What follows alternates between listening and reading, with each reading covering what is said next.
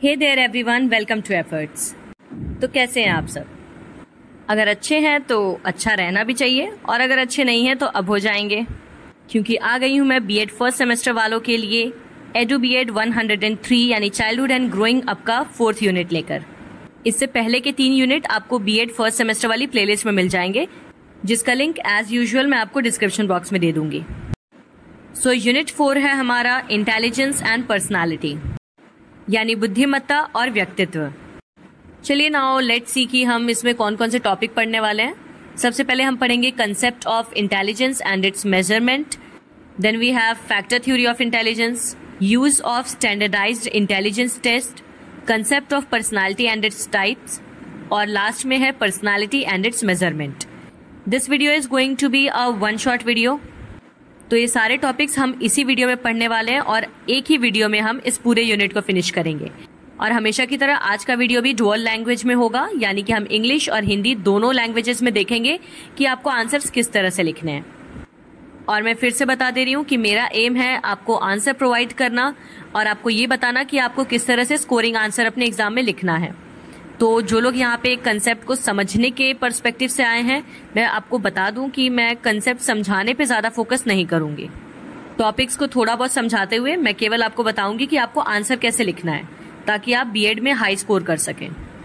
अब कुछ लोग मुझे इस चीज के लिए क्रिटिसाइज करेंगे, और करते भी हैं और करना भी चाहिए, but genuinely and honestly I don't get a single penny from YouTube. मतलब अभी तक तो कुछ भी नहीं मिला। तो मैं ये जो भी वीडियोस बनाती हूँ सिर्फ आपकी डिमांड की वजह से, ताकि आपका भला हो जाए। कह सकते हैं थोड़ा सोशल वर्क कर रही हूँ बस, ताकि एटलीस्ट भले मुझे कुछ ना मिल रहा हो बट आपका एग्जाम अच्छा जाए। Anyways, let's start the video without wasting further time.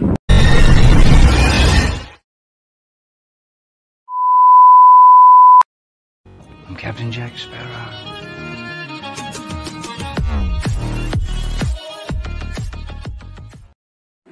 तो हमेशा की तरह आपको अपना हर आंसर उसका कंसेप्ट बताने से शुरू करना है। सबसे पहले हम जानेंगे कि इंटेलिजेंस होता क्या है, यानी बुद्धिमत्ता की अवधारणा।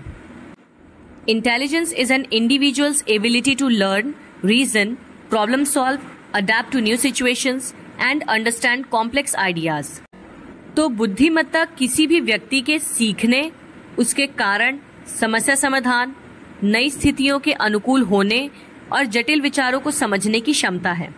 ओवरऑल हम कहें तो इंटेलिजेंस का मतलब होता है कि किसी इंसान की वो कैपेबिलिटी या एबिलिटी जिससे वो नई चीजों को सीख पाता है, तार्किक चीजों को समझ पाता है, समस्या का समाधान कर पाता है, अपने आप को नई परिस्थितियों के अनुसार ढाल पाता है और मुश्किल विचारों को समझ पाता है। It means learning from experience, the capacity to acquire and retain knowledge and skills from past interactions and events. अब आप इसमें इंटेलिजेंस से रिलेटेड कई पॉइंट्स भी ऐड कर सकते हैं, जैसे कि इंटेलिजेंस का मतलब होता है अपने अनुभवों से सीखना, यानी कि आप अपने पिछले अनुभवों से या पिछली हुई घटनाओं के आधार पर ज्ञान और कौशल सीखते हैं। जैसे कि बचपन में कभी हम स्विच बोर्ड को ऐसे छूते थे तो हमें करंट लगता था, तो हमें समझ में आ गया कि मतलब हमने अपने पास्ट एक्सपीरियंस से सीखा कि हमें वो स्विच बोर्ड को नहीं छूना है। तो ये हमारी इंटेलिजेंस का ही पार्ट है। फिर adaptation, the ability to adjust to one's behavior and thinking to effectively navigate and respond to changes in the environment. बुद्धिमत्ता का मतलब होता है कि हम अपने समाज में होने वाले परिवर्तन के अनुसार कितनी आसानी से अपने आप को ढाल पाते हैं। इसके अलावा intelligence means reasoning and logic, the faculty to think critically, drew conclusions, understand relationships and solve problem using logical thought. हमारी तार्किक क्षमता भी हमारी बुद्धिमत्ता का ही एक हिस्सा है।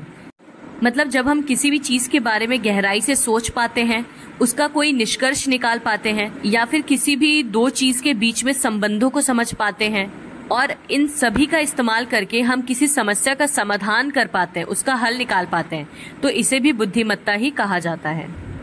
Problem solving, the skill to identify challenges, analyse them and devise effective strategies to overcome obstacles, यानी जब हम किसी भी समस्या का समाधान करने के लिए सबसे पहले तो उस समस्या को समझते हैं, उसका विश्लेषण करते हैं, और फिर अपनी बुद्धिमत्ता की मदद से ही हम सारी बाधाओं को दूर करके उस समस्या का समाधान कर पाते हैं। Abstract thinking, The ability to comprehend and manipulate abstract concepts, symbols, and ideas that are not concrete or tangible. Abstract को हिंदी में कहते हैं अमूर्त, यानी वो चीजें जिसे हम छू नहीं सकते, देख नहीं सकते. इट्स काइंड ऑफ फीलिंग और थिंकिंग. तो हमारी एब्स्ट्रैक्ट थिंकिंग भी हमारे इंटेलिजेंस का ही पार्ट है, जिससे हम किसी के भी विचारों या अवधारणाओं को समझ पाते हैं जो कि रियल में नहीं है, मतलब कॉन्क्रीट नहीं है, वो सिर्फ सोच है. तो किसी की सोच को भी समझ पाना ये इंटेलिजेंस ही होता है. Then we have knowledge acquisition and application. Not just acquiring information but also being able to apply it in relevant contexts and novel situations. यानी सिर्फ ज्ञान का अधिग्रहण करना ही बुद्धिमत्ता नहीं होता है, बल्कि जो ज्ञान हमने लिया है उसे हम अपनी असल जिंदगी में किस हद तक लागू कर पाते हैं, ये भी इंटेलिजेंस का ही पार्ट है. अब हम जानेंगे फैक्टर थ्योरी ऑफ इंटेलिजेंस, यानी कि बुद्धिमत्ता का कारक सिद्धांत. Over time, various psychologists have proposed different theories to explain the nature and structure of intelligence. The most popular one is Spearman's two-factor theory, 1904. तो समय के साथ साथ जब इंटेलिजेंस जैसा कंसेप्ट लोगों के समझ में आया, तो कई सारे साइकोलॉजिस्ट ने अपनी अपनी थ्योरीज दी थी. उनमें से सबसे फेमस थ्योरी थी स्पीयरमैन की, जिन्होंने टू-फैक्टर थ्योरी दी थी इंटेलिजेंस की 1904 में. The two-factor theory of intelligence proposed by Charles Spearman suggests that intelligence is comprised of a general intelligence factor G and several specific factors S. अब इसे two-factor theory क्यों कहा जाता है? क्योंकि स्पीयरमैन के अनुसार किसी भी इंसान की बुद्धिमत्ता के दो कारक होते हैं. पहला सामान्य कारक, जिसे इंग्लिश में जनरल इंटेलिजेंस फैक्टर कहते हैं और इसे हम G से डिनोट करते हैं. और दूसरा विशिष्ट कारक, जिसे कि स्पेसिफिक फैक्टर कहा जाता है और एस से डिनोट किया जाता है. अब ये जनरल इंटेलिजेंस फैक्टर और स्पेसिफिक इंटेलिजेंस फैक्टर है क्या? तो general intelligence, that is G factor. Charles Spearman proposed a general intelligence factor और G which represents a fundamental underlies performance across various cognitive task. He believe that this G factor is largely inborn. And specific abilities या S factor क्या है? In addition to G, Spearman also recognised S factors which are specific abilities related to particular task. Example mathematical ability, verbal fluency etcetera. चलिए अब दोनों को समझते हैं. General factor, जैसा कि नाम से पता चल रहा है, कोई भी नॉर्मल इंटेलिजेंस का काम करने के लिए जो भी हम एक कॉमन सी इंटेलिजेंस या कॉमन सेंस यूज करते हैं, उसे हम जनरल फैक्टर कहते हैं. और अगर कोई हम स्पेसिफिक टास्क कर रहे हैं जिसमें कि सिर्फ जैसे मैथमेटिकल टर्म्स आप देखिए, तो उसमें हमें सिर्फ नंबर्स या डिजिट्स की जरूरत है, हम एक अलग तरह की बुद्धिमत्ता का इस्तेमाल उसमें करते हैं. या फिर एथिकल कोई चीज आप सॉल्व कर रहे हैं, तो उसमें आप अपने मॉरल के बेसिस पे या एथिक्स के बेसिस पे सोच के डिसीजन लेंगे. तो कोई भी ऐसा इंटेलिजेंस जिसमें आप स्पेसिफिक तरह से सोच रहे हैं, तो वो एस फैक्टर कहलाएगा. और बाकी जो नॉर्मल काम है कि हाँ ठीक है, कोई छोटी सी चीज़ याद करनी है, किसी का फ़ोन नंबर याद करना है, या घर में अगर कुछ टूट गया तो उसको ग्लू से या टेप से चिपका देना है, ये सब एकदम कॉमन सेंस वाली चीज़ें, ये जी फैक्टर के अंदर आता है. सबसे फेमस तो स्पीयरमैन की थ्योरी थी. इसके अलावा कई सारी थ्योरीज हैं, तो इनके आप नेम्स और ईयर बस याद कर लीजिएगा. थर्स्टोन्स प्राइमरी मेंटल एबिलिटीज, जो कि 1938 में दिया गया था. Cattell fluid and crystallised intelligence. Gardner's theory of multiple intelligence और Sternberg's triarchic theory of intelligence 1985. The measurement of intelligence, यानी बुद्धिमत्ता का माप. हम किसी की इंटेलिजेंस कैसे मेजर करते हैं? While the concept itself is broad, attempts have been made to quantify intelligence through tests. The most well-known is the intelligence quotient, that is IQ, first coined by William Stern. Important है, IQ का concept सबसे पहली बार किसने लाया था? William stern ने. IQ tests aim to measure cognitive abilities and typically involve tasks related to reasoning, problem solving and knowledge. तो basically ये जो इंटेलिजेंस क्वोशिएंट होता है, इसकी मदद से हम किसी के भी सोचने की क्षमता को जान पाते हैं. मतलब कोई इंसान किस लेवल तक का इंटेलिजेंट है, उसका मेजरमेंट करने के लिए हम IQ का यूज करते हैं. However, it's important to note that IQ tests are not without criticism and are often seen as measuring only a limited aspect of overall intelligence. अभी जैसा हमने पढ़ा था स्टार्टिंग में कि इंटेलिजेंस के कितने सारे आयाम हैं, मतलब सिर्फ किसी क्वेश्चन का आंसर दे देना ही इंटेलिजेंस नहीं होता है, उसमें प्रॉब्लम सॉल्विंग भी इन्वॉल्व है, उसमें लॉजिकल थिंकिंग, रीजनिंग, बहुत सारी चीजें इन्वॉल्व होती हैं। तो इसी वजह से आईक्यू के कंसेप्ट को भी काफी ज्यादा क्रिटिसाइज किया गया था, लोगों ने नापसंद किया क्योंकि वो सिर्फ कुछ ही चीजों को माप पाता था। इसीलिए आगे जाकर डेवलप किया गया स्टैंडर्डाइज्ड इंटेलिजेंस टेस्ट, यानी कि मानकीकृत बुद्धिमत्ता परीक्षा। A standardized intelligence test is a formal assessment tool designed to measure an individual's cognitive abilities in a consistent and objective manner. तो standardized intelligence test है क्या बेसिकली? जिससे कि हम लोगों के संज्ञानात्मक क्षमताओं का आकलन कर सकते हैं, मतलब किसी की लेवल ऑफ थिंकिंग जान सकते हैं। The key characteristic is standardization, meaning that the test is administered, scored, and interpreted using uniform procedures across all test takers. This allows for fair comparisons of scores among individuals and against established norms.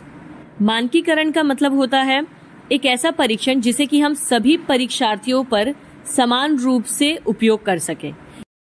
मतलब इस तरह के परीक्षण में जो भी मानदंड या नियम बनाए जाते हैं वो सभी के लिए बराबर होते हैं, जिससे कि हम सभी की तुलना समान रूप से कर सकते हैं। Key characteristics of standardised intelligence test. चलिए अब हम इस इंटेलिजेंस टेस्ट को और अच्छी तरह से पढ़ते हैं कि इसकी क्या खूबियां होती हैं। इस तरह के टेस्ट में यूजुअली यूनिफॉर्म एडमिनिस्ट्रेशन होता है, यानी कि the same instructions, time limits and testing environment are used for everyone.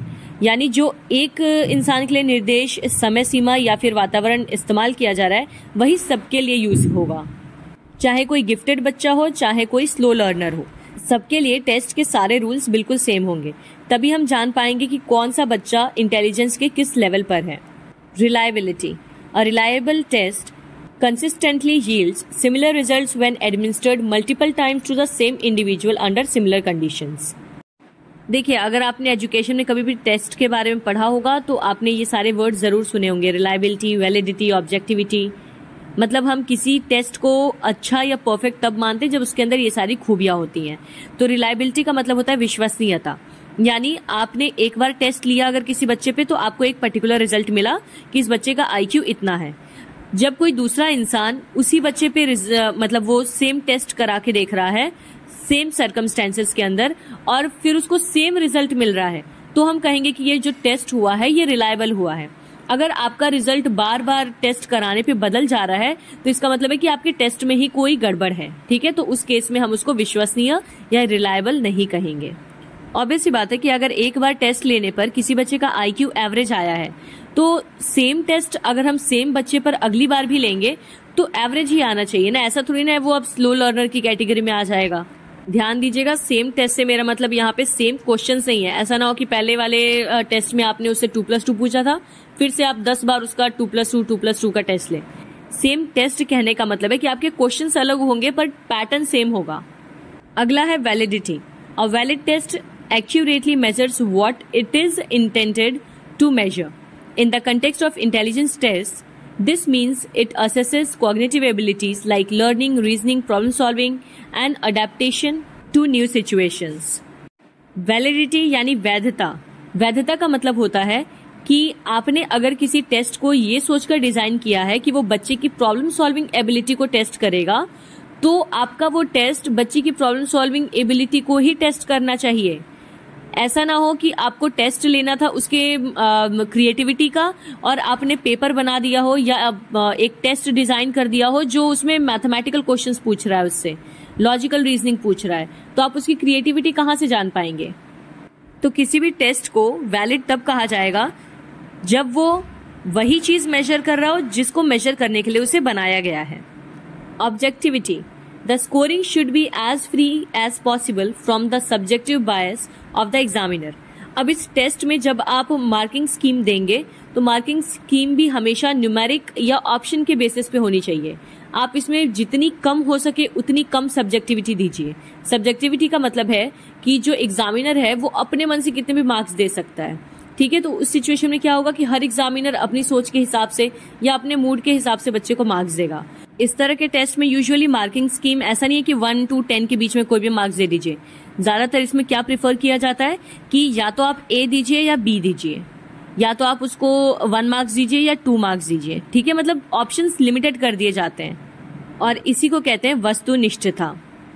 कॉम्प्रिहेंसिवनेस।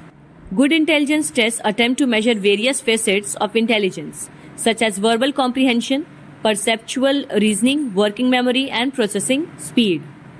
कॉम्प्रिहेंसिवनेस का मतलब होता है समग्रता, यानी कि आपका इंटेलिजेंस टेस्ट बच्चे के सिर्फ एक व्यू को या एक व्यायाम को मेजर ना करे, जैसा कि IQ टेस्ट में हो रहा था। अगर आप इंटेलिजेंस टेस्ट कर रहे हैं तो आप उसकी रीजनिंग स्किल भी टेस्ट करिए, आप उसका लॉजिक भी देखिए, प्रॉब्लम सॉल्विंग एबिलिटी देखिए, क्रिएटिविटी देखिए, उसका लर्निंग कैपेबिलिटी चेक करिए। तो बेसिकली स्टैंडर्डाइज्ड इंटेलिजेंस टेस्ट कई सारे टेस्ट को मिला के बनता है, जिसमें हम बच्चे का ओवरऑल असेसमेंट करते हैं और फिर उसके बेसिस पे हम डिसाइड करते हैं कि उसका इंटेलिजेंस लेवल कितना है। तो किसी की भी इंटेलिजेंस टेस्ट करने के लिए आपको मल्टीपल टेस्ट की जरूरत पड़ेगी। आप सिर्फ उसको एक क्वेश्चन पेपर पकड़ा के उसके बेसिस पे उसे मार्क्स देकर इंटेलिजेंस जज नहीं कर सकते। Examples of standardised intelligence test. कई साइंटिस्ट ने इंटेलिजेंस को मापने के लिए कई सारे स्टैंडर्डाइज्ड टेस्ट दिए थे। चलिए अब उनके बारे में जानते हैं। पहला टेस्ट है Wechsler scale, Wechsler adult intelligence scale, WAIS, for adult typically ages 16 to 90+। आपको केवल इन टेस्ट के नाम याद रखने हैं। तो WAIS ये अडल्ट के लिए बनाया गया था जिनकी उम्र 16 साल से 90 साल या उससे ज्यादा हो, उनके इंटेलिजेंस को मापने के लिए। उसी तरह से विल्सलर ने एक और स्केल बनाई थी जो कि बच्चों के लिए था, जो कि था Wechsler intelligence scale for children, WISC, for school age children typically ages 6 to 16, यानी 6 से 16 साल के बच्चों के लिए ये टेस्ट बनाया गया था। उसके बाद है Wechsler preschool and primary school scale of intelligence, WPPSI। ये और भी छोटे बच्चों के लिए बनाया गया था जो यूजुअली 2.5 से 7 साल के हों, ताकि अर्ली स्टेजेस में उनकी इंटेलिजेंस मापी जा सके। और उसी तरह से विल्सलर के अलावा स्टैनफोर्ड और बिनेट ने भी बनाया था, ये काफी फेमस था इनका, Stanford Binet intelligence scale, an updated version of the original Binet Simon test used for individuals from age 2 to 90+। Stanford Simon ने मिलकर एक टेस्ट बनाया था और उसी को रिवाइज करते हुए स्टैनफोर्ड बिनेट टेस्ट बनाया गया। यानी स्टैनफोर्ड और बिनेट 2 साइकोलॉजिस्ट के नाम हैं। इन्होंने अपना टेस्ट बनाया था 2 साल से 90 या उससे ज्यादा साल के लोगों के लिए। तो किसी भी एज ग्रुप के इंसान की इंटेलिजेंस इस टेस्ट से मापी जा सकती है, इसीलिए काफी ज्यादा पॉपुलर भी हुआ था। Kauffman assessment battery for children, KABC, measures simultaneous and sequential processing skills in children. ये टेस्ट बच्चों में एक साथ उनके कई तरह के कौशलों का आकलन कर सकता है। और इसके अलावा है हमारे पास Raven's progressive matrices, a non verbal test often used to assess general cognitive ability, particularly fluid intelligence. ये प्रशिक्षण गैर मौखिक होता है, यानी इसमें बच्चे बोलते नहीं है, बल्कि बच्चों के सामने कुछ पैटर्न्स या विजुअल्स दिखाए जाते हैं और उनसे पूछा जाता है कि इसमें से कौन सा मिसिंग है या कौन सा अगला पैटर्न होगा, तो बच्चों को उसे कंप्लीट करना होता है। सो इंटेलिजेंस में अब ज्यादा कुछ नहीं है इसके अलावा। अब हम पढ़ेंगे पर्सनालिटी के बारे में। वैसे ये दोनों टॉपिक्स काफी छोटे हैं, तो पहले हम जानेंगे कंसेप्ट ऑफ पर्सनालिटी यानी व्यक्तित्व की अवधारणा। The term personality comes from the Latin word persona, which referred to the theatrical mask worn by actors to portray different characters. This origin hints at the idea of outward presentation, but modern psychology delves much deeper into the internal structures and processes that drive behavior. व्यक्तित्व, ये जो शब्द है ये Latin शब्द persona से बना है। इसका मतलब होता था एक ऐसा मुखौटा जो कि एक्टर्स पहनते थे अपने थिएटर परफॉर्मेंस के दौरान। तो जो कि ये ऐसे वर्ड से बना है जो आपकी बाहरी अपीयरेंस को डिपिक्ट करता है, लेकिन टाइम के साथ इस वर्ड का मीनिंग इवॉल्व होता गया और मॉडर्न साइकोलॉजी में हम पर्सनालिटी का एक डीपर मीनिंग समझते हैं, जिसमें वो सभी प्रक्रियाएं आती हैं जो कि आपके व्यवहार को निर्मित करती हैं या बनाती हैं। At its core, personality is about understanding uniqueness, What makes one person different from another। तो अगर हम इसके डीप मीनिंग की बात करें तो व्यक्तित्व का मतलब होता है किसी भी इंसान की विशिष्टता, यानी वो चीज जो एक व्यक्ति को दूसरे से अलग बनाती है। दूसरा है consistency. Why do individuals tend to act in similar ways across various situations and over time? यानी व्यक्तित्व हमें ये भी बताता है कि आखिर कोई व्यक्ति अलग अलग स्थितियों में और अलग अलग समय पे कैसे एक ही तरह का व्यवहार दिखाते हैं। मतलब अगर किसी की पर्सनालिटी अग्रेसिव है तो वो बात बात पे गुस्सा हो जाएगा, वहीं अगर कोई बहुत ही सॉफ्ट पर्सनालिटी का है तो वो चीजों को बहुत कामली डील करेगा। And next we have predictability. Can we predict how someone might behave in certain circumstances based on their personality. और व्यक्तित्व ही वो चीज है जिसकी वजह से हम ये पहले से अनुमान लगा पाते हैं कि इस सिचुएशन में या इस बात को सुनने के बाद कोई व्यक्ति कैसी प्रतिक्रिया देगा या कैसा व्यवहार करेगा। तो पर्सनालिटी यानी कि व्यक्तित्व का मतलब होता है कि आपको कौन सी चीजें दूसरे से अलग बनाती हैं, आप किसी सिचुएशन में कैसा व्यवहार हमेशा दिखाते हैं और जिसके बेसिस पे लोग आपको जज कर सकते हैं कि आपका व्यक्तित्व या आपका नेचर कैसा है। चलिए अब जान लेते हैं थ्योरीज ऑफ पर्सनालिटी यानी व्यक्तित्व के सिद्धांत। सबसे पहले तो है the big five factor model यानी FFM। It proposes that personality can be described by 5 broad dimensions, often remembered by the acronym OCEAN or CANO. Openness to experience, conscientiousness, extraversion, agreeableness, neuroticism और emotional stability। तो सबसे पहला इसका theory है जिसको हम कहते हैं बिग 5 और इसमें 5 ऐसे शब्द आते हैं जो पर्सनालिटी को डिफाइन करते हैं। इसको आप OCEAN यानी ओशियन से याद रख सकते हैं। ओपननेस टू एक्सपीरियंस का मतलब होता है हमेशा नए अनुभवों के लिए तैयार या तत्पर रहना। कंसाइंशियसनेस का मतलब है कर्तव्य निष्ठा यानी आप अपने काम को लेकर कितने ज्यादा डेडिकेटेड हैं। एक्स्ट्रावर्जन रिलेटेड है एक्सट्रोवर्ट से यानी आप कितना सोशली लोगों से घुल मिल पाते हैं। देन एग्रीएबलनेस मतलब आप कितने ज्यादा कोऑपरेटिव हैं लोगों के साथ, आप लोगों की बातों से एग्री करते हैं या नहीं, या हर बात पे बहस करने की आदत है आपकी। और उसके बाद है न्यूरोटिसिज्म जिसका मतलब होता है नेगेटिव इमोशंस यानी कि आपको अगर बार बार एंग्जाइटी होती है, आप छोटी छोटी बात पे गुस्सा हो जाते हैं, बहुत ज्यादा टेंशन लेते हैं, ओवर थिंकिंग करते हैं। तो ये 5 चीजें ऐसी हैं जो आपकी पर्सनालिटी को डिफाइन करती हैं कि आप कैसे इंसान हैं या आपका व्यक्तित्व कैसा है। इसके बाद है Hans Eysenck's PEN model. Eysenck's proposed 3 broad dimensions that is psychoticism, extraversion and neuroticism. Hans ने 3 फीचर्स बताए थे जो पर्सनालिटी को डिफाइन करते हैं, जिसमें से एक्स्ट्रावर्जन और न्यूरोटिसिज्म मैंने अभी एक्सप्लेन कर दिया। और साइकोटिसिज्म का मतलब होता है एक ऐसा व्यक्तित्व जिसमें कि इंसान को लोगों से दूर रहना पसंद होता है, मतलब काइंड ऑफ एंटी सोशल या introvert. Then we have Jung's analytical psychology, introduced concepts like collective unconscious, archetypes and psychological types, example introversion and extraversion, sensing, intuition, thinking, feeling। एक और साइकोलॉजिस्ट थे जंग जिन्होंने अपने विश्लेषणात्मक मनोविज्ञान में कई सारे और कंसेप्ट्स के बारे में बताया, जैसे कि कलेक्टिव अनकॉन्शियसनेस। इसका मतलब होता है कि हर इंसान के अंदर कुछ ऐसे ट्रेट होते हैं, मतलब उसके अनकॉन्शियस माइंड का एक ऐसा हिस्सा भी होता है जो उसको अपने एंसेस्टर से मिलता है, यानी वो अपने पर्सनालिटी में वो चीजें डेवलप नहीं करता, उसको अपनी पीढ़ी से ही वो आदतें मिलती हैं। अब जैसे अगर मेरे पिताजी को छोटी छोटी बात पे गुस्सा आता है तो उनके थ्रू मुझे भी ये जेनेटिकली मिला है कि मुझे भी जल्दी गुस्सा आ जाता है। इसके बाद है आर्केटाइप। आर्केटाइप का मतलब होता है परफेक्ट या स्टैंडर्ड एग्जाम्पल। मतलब जब भी आप किसी पर्टिकुलर पर्सनालिटी ट्रेट की बात करें तो आपके माइंड में तुरंत उस इंसान की इमेज आ जाए। जैसे जब भी हम क्रूअल या क्रुएल्टी की बात करते हैं तो हमारे दिमाग में हिटलर की पिक्चर आ जाती है। और इसके अलावा इन्होंने इंट्रोवर्जन, एक्स्ट्रावर्जन यानी इंट्रोवर्ट और एक्सट्रोवर्ट्स की बात की है। हमारा कॉमन सेंस, इसके अलावा इंट्यूशन का मतलब होता है हमारा अंतर्ज्ञान, जो हमें कई बार गलत डिसीजन लेने से पहले एक बार जरूर रोकने की कोशिश करता है। फिर हमारी सोच, हमारे इमोशंस, ये सभी हमारी पर्सनालिटी को डिफाइन करते हैं। Abraham Maslow's hierarchy of needs suggested that personality develops as individuals strive to fulfill a hierarchy of needs with self-actualization at the pinnacle। अगर आप में से किसी ने सीटेट या KVS की प्रिपरेशन की होगी तो आपने अब्राहम मॉस्लो की हायरार्की के बारे में सुना ही होगा, जिसमें कि मॉस्लो बात करते हैं पर्सनालिटी डेवलपमेंट की कि किस तरह से किसी व्यक्ति का व्यक्तित्व, उसका चरित्र उसकी ज़रूरतों के हिसाब से निर्मित होता है या विकसित होता है। इसमें ये बताते हैं कि कैसे इंसान पहले अपनी शारीरिक ज़रूरतों को पूरा करता है, जैसे खाना, पानी, कपड़े। इसके बाद कहीं ना कहीं वो अपने व्यक्तित्व को सुधारने के लिए प्यार या आत्मसम्मान जैसी भावनाओं के बारे में सोचता है, और एक एक करके वो अपनी पर्सनालिटी को डेवलप करता रहता है जैसे जैसे उसकी ज़रूरतें पूरी होती जाती हैं। इसके बाद है B F Skinner argued that personality is a collection of learn behaviours shaped by reinforcement and punishment. अगर आपको याद हो तो मैंने अभी कुछ टाइम पहले ही आपको बी एफ स्किनर, थॉर्नडाइक और पैवलोव के एक्सपेरिमेंट्स पढ़ाए थे। तो वो जो चूहे वाला एक्सपेरिमेंट था ना, वो इन्हीं का था। जिन लोगों ने वो वीडियो नहीं देखा है तो आप देख लीजिएगा, मैं आपको डिस्क्रिप्शन बॉक्स में लिंक दे दूंगी उस वीडियो की।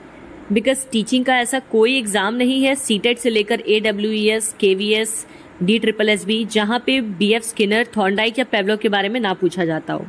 तो प्लीज मेक श्योर कि आप वो वीडियो जरूर देखें।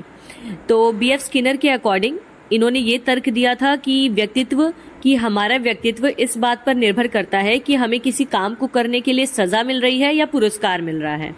फिर है Albert Bandura social learning theory highlighted observational learning by watching others, and reciprocal determinism, the interplay between an individual's behavior, personal factors and environmental influences. बेंड्यूरा ने डॉल वाला एक्सपेरिमेंट किया था, बोबो डॉल वाला, जिसमें कि वो बताते हैं कि बच्चे बड़ों को देखकर ही सीखते हैं। मतलब उनके पेरेंट्स की जैसी पर्सनालिटी या बिहेवियर होगा वो उसी को देखकर सीखेंगे। इसके अलावा वो पारस्परिक निर्धारणवाद की भी बात करते हैं कि किस तरह से किसी व्यक्ति का व्यवहार उसके व्यक्तिगत कारक और उसके आसपास का पर्यावरण निर्धारित करता है कि उसका व्यक्तित्व कैसा बनेगा। अब हम जानेंगे types of personality. The individuals are categorised based on behavioural patterns often in relation to stress and health. यानी व्यक्तियों को व्यवहार पैटर्न के आधार पर वर्गीकृत किया जाता है, अक्सर तनाव और स्वास्थ्य के संबंध में। तो सबसे पहला है type A, highly competitive, ambitious, goal driven, impatient and prone to stress and perfectionism. तो सबसे पहले तो होते हैं टाइप ए पर्सनालिटी के लोग। ये बहुत ज्यादा प्रतिस्पर्धी होते हैं, मतलब हर बात में कंपटीशन या अपने लक्ष्य के बारे में ही सोचते रहते हैं। इनके अंदर धैर्य की बहुत कमी होती है और इनका बहुत ही क्लियर माइंडसेट होता है। ये परफेक्शनिज्म यानी हर चीज को एकदम परफेक्ट करने के पीछे भागते रहते हैं, इसीलिए ज्यादा स्ट्रेस्ड रहते हैं। फिर है type B, relaxed, easy going and adaptable. They handle stress better and have a more balanced approach to work and life. Type B वाले हर काम को बहुत ही आराम से और आसानी से करते हैं। ये चीजों के अनुकूल बहुत अच्छे से अपने आप को ढाल भी लेते हैं, जिस वजह से इन्हें तनाव नहीं होता, और अगर हो भी तो ये बहुत बेहतर तरीके से उस सिचुएशन को संभाल लेते हैं और ये अपने जीवन के लिए बहुत ही अधिक संतुलित दृष्टिकोण रखते हैं, यानी सब चीजों को बैलेंस करके चलते हैं। Type C, detail oriented, passive and trend to suppress emotions, potentially leading to stress related health issues. ये बहुत ज्यादा विस्तार उन्मुख होते हैं, यानी बाल की खाल निकालते हैं। हर छोटी चीज में इन्हें जानना रहता है क्यों, कैसे, कब, कहाँ। इस तरह के लोग जल्दी अपने इमोशंस को एक्सप्रेस नहीं करते, उसे दबा कर रखते हैं, और जिस वजह से उन्हें काफी ज्यादा स्ट्रेस रिलेटेड या हेल्थ रिलेटेड इश्यूज होते हैं। And lastly we have type D, distressed, characterised by social inhibition, pessimism, anxiety and a tendency to experience negative emotions. Type D यानी ऐसे लोग जो बहुत ज्यादा निराशावादी होते हैं। ये हर बात में बस नेगेटिव ही सोचते हैं, बहुत ज्यादा परेशान रहते हैं और इनके अंदर काफी सारी नकारात्मक भावनाएं होती हैं। मेजरमेंट ऑफ पर्सनालिटी, व्यक्तित्व का मापन। अब हम पर्सनालिटी को कैसे मेजर कर सकते हैं? Personality is measured using various methods often referred to as personality assessments or personality inventories, rather than tests, to emphasize that there are no right or wrong answers. Usually हम व्यक्तित्व को मापने के लिए किसी तरह के प्रशिक्षण का इस्तेमाल नहीं करते हैं। इसमें हम इन्वेंटरीज या असेसमेंट जैसे शब्दों का इस्तेमाल करते हैं ताकि हम इससे ये बता सकें कि इसमें कोई जवाब सही या गलत नहीं है। हर किसी की पर्सनालिटी अलग है और आप जो भी जवाब देंगे उसी के अकॉर्डिंग आपकी पर्सनालिटी डिसाइड होगी। So first of all we have self report inventories, जिसे क्वेश्चनआयर्स भी कहते हैं। These are the most common method and involve individuals responding to a series of questions about their behaviors, thoughts and feelings. ये तो self report inventory सबसे common है, जिसे हम प्रश्नावली भी कहते हैं। इसमें बस सीधे सीधे कुछ क्वेश्चंस दिए जाते हैं और हर एक व्यक्ति अपने व्यवहार के अनुसार या अपनी भावनाओं की समझ के अनुसार ही उन सवालों का जवाब देता है। फिर उसका आकलन करके हम पता लगाते हैं कि उसका व्यक्तित्व कैसा है। इसके अलावा 16 पर्सनालिटी फैक्टर क्वेश्चनआयर यानी 16 PF भी बोला जाता है इसे, based on Raymond kettles trait theory, it identifies 16 primary personality factors. तो रेमंड कैटल ने जो लक्षण के सिद्धांत दिए थे उसी के आधार पर ये 16 प्राथमिक व्यक्तित्व कारकों को बनाया गया है जो कि लोगों की पर्सनालिटी को पहचानने में मदद करते हैं। इसको ज्यादा डिटेल में पढ़ने की जरूरत नहीं है, बस आप नाम याद रखिएगा। फिर है हेक्साको personality inventory, measures 6 key areas: honesty, humility, emotionality, extraversion, agreeableness, conscientiousness and openness to experience. इसमें से ज्यादातर शब्दों के मतलब मैं आपको ऑलरेडी बता चुकी हूँ। ऑनेस्टी ह्यूमिलिटी का मतलब है आपकी ईमानदारी और आपकी विनम्रता।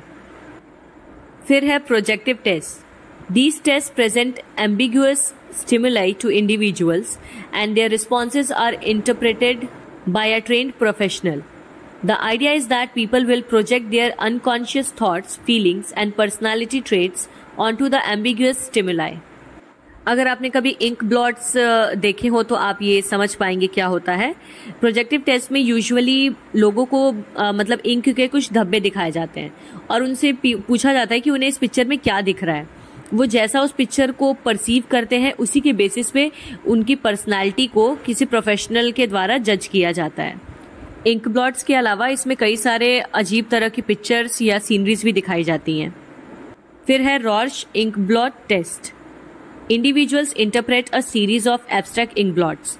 इसमें कई सारे इंक ब्लॉट्स यानी इंक के धब्बे लोगों को दिखाए जाते हैं और उनमें उनको क्या पिक्चर नजर आ रही है उसके बेसिस पे उनकी पर्सनालिटी पता की जाती है। थीमेटिक परसेप्शन टेस्ट यानी TET. Individuals create stories based on a series of ambiguous pictures. लोगों को बहुत अलग अलग तरह की पिक्चर्स दे दी जाती हैं और उन पिक्चर में कुछ ना कुछ हो रहा होता है, मतलब कुछ लोग होते हैं या ब्रिज हो गया किसी रेलवे स्टेशन का, अलग अलग थीम पे बेस्ड पिक्चर्स दी जाती हैं और उन सारी पिक्चर्स को जोड़कर उन्हें एक स्टोरी क्रिएट करनी होती है। तो इससे भी उनकी पर्सनालिटी के बारे में पता चलता है कि वो हमेशा पॉजिटिव वाली स्टोरीज बना रहे हैं या कुछ नेगेटिविटी या क्राइम से रिलेटेड स्टोरीज बना रहे हैं। SSBs में इस तरह के यूजुअली टेस्ट लिए जाते हैं। Observational measures. This involves observing an individual's behaviour in various settings. This can include behavioural observations, direct observation of a person's action, reactions and interactions in real life और control situations. जैसा कि नाम से ही पता चल रहा है, इसमें किसी भी व्यक्ति के व्यवहार का बहुत ही ध्यानपूर्वक अवलोकन किया जाता है। मतलब उसको किसी भी एक हाइपोथेटिकल सिचुएशन में डाल देते हैं, उसके सामने कोई प्रॉब्लम क्रिएट कर देते हैं और फिर देखते हैं कि वो इंडिविजुअल किस तरह से रिएक्ट कर रहा है, किस तरह के एक्शन शो कर रहा है। तो उसके बेसिस पे भी उसकी पर्सनालिटी को हम जज करते हैं। Rating scales. Observers example teachers, peers, clinicians rate an individual on specific personality dimensions. तो किसी भी ऑब्जर्वर के सामने लोगों को लाया जाता है और उनके किसी न किसी सवाल का जवाब वो देते हैं। उसके बेसिस पे ये लोग उसे रेट करते हैं कि 10 में से आप उसे कितने नंबर देंगे, ऑनेस्टी पे, मॉरलिटी पे, इमोशनैलिटी पे। ठीक है। फिर है interviews. Structured or unstructured interviews can be used to gather information about an individual's personality, experiences, motivations and self-perceptions. Usually हर एक जॉब में आपको इंटरव्यू तो देना ही पड़ता है, तो इंटरव्यू एक बहुत अच्छा तरीका होता है आपकी पर्सनालिटी के बारे में जानने का। आप डायरेक्टली इंटेरोगेट करके, लोगों से बात करके उनकी पर्सनालिटी के बारे में समझ सकते हैं। And lastly we have physiological measures. Some research explores physiological indicators, example heart rate, brain activity, as potential correlates of personality traits, though this is less common for general personality assessment. और physiological यानी शारीरिक उपाय ये बहुत ही कम जगहों पे इस्तेमाल होता है। इसमें हम लोगों के शारीरिक संकेतों को समझकर, जैसे उनकी हृदय की गति, उनके मस्तिष्क की गतिविधि, इसको समझकर हम उनके व्यक्तित्व को जानने की कोशिश करते हैं। So that is it for today. I hope you understood the video well. और मिलते हैं अब अगले वीडियो में हम. Till then take care and bye bye. और हाँ, don't forget to like, share and subscribe.